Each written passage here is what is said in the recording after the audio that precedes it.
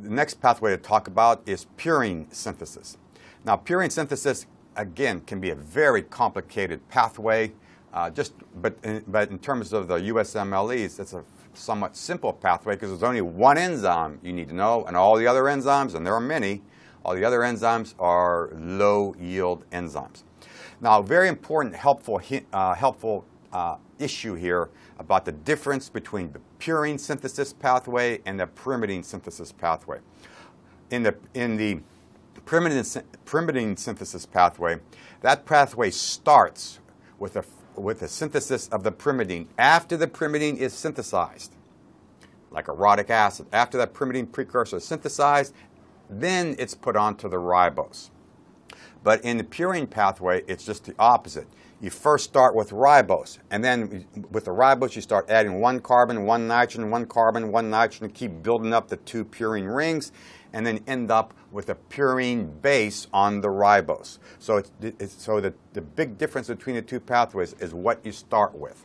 In the pyrimidine pathway, you first make the pyrimidine, then add the ribose.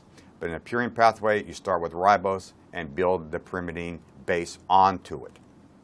So now, in the purine synthesis pathway, here is ribose phosphate, again being made by the hexose monophosphate shunt.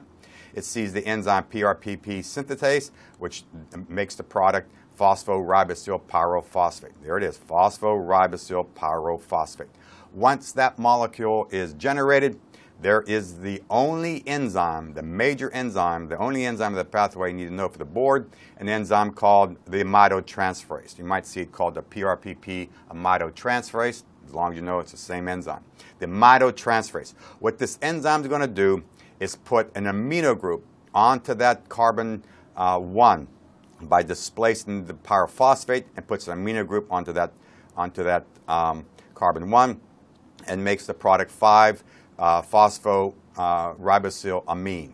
Again, where the details you don't have to know, just know the name of the enzyme that carries out that first step is called the amidotransferase. Why is it so important to know? I'll talk about it in just a minute, but there's a lot of pharmacology targets the amidotransferase. Now, once that product is formed, there are a number of enzymes that come into play that donate carbons and nitrogens from glycine, aspartic acid, glutamine, and also carbons are coming from tetrahydrofolate as a carbon donor. The details don't get bogged down, low yield items for the National Board.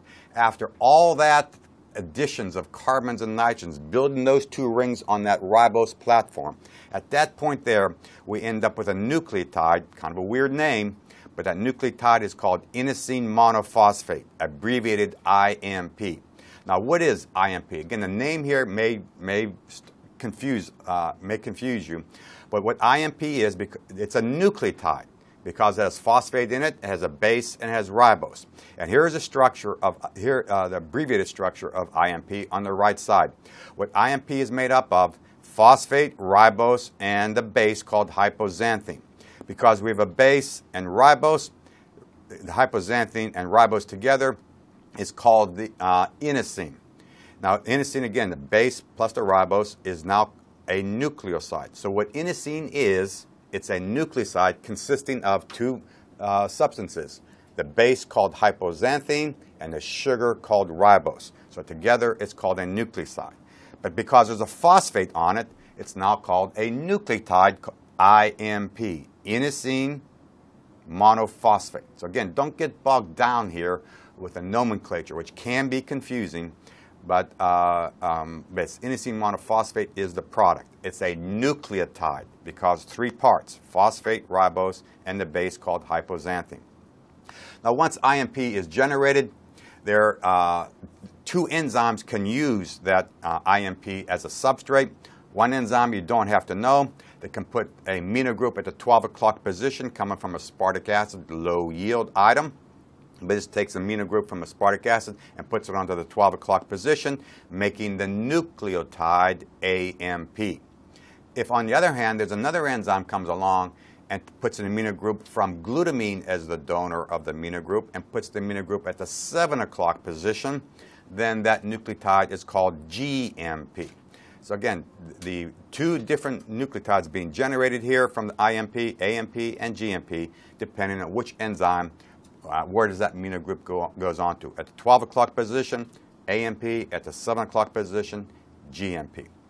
Now, the last thing about the straightforward biochemistry here is, in this pathway, what regulates the pathway? And you must know what regulates the pathway is the three nucleotides.